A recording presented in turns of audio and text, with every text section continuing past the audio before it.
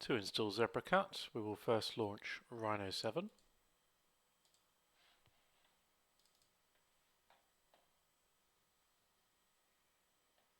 Once Rhino7 is launched, we will then go to Tools and to Package Manager, where we can then search for ZebraCut. We can then select ZebraCut, select the latest version of ZebraCut, and install. ZebraCut will be downloaded, and then we will be prompted to restart Rhino. So let us do that now.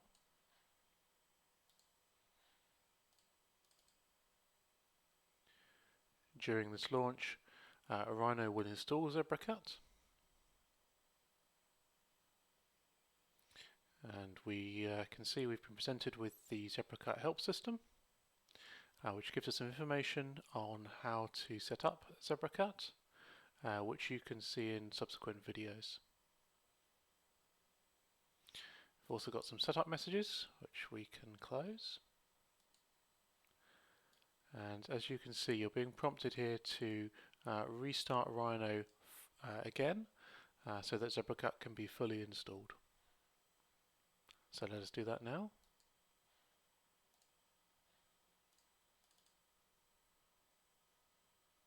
So this is the second restart of Rhino.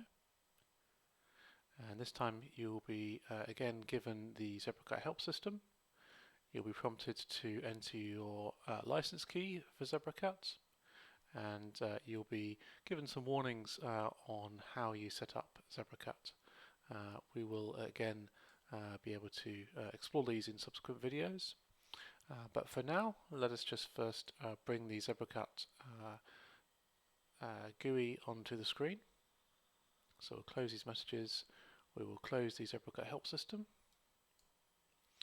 Obviously we will have already entered our license, and we can then launch Zebra to bring up the ZebraCut window, which we can move around and drop onto the left hand side and then drag out to a acceptable size for your resolution.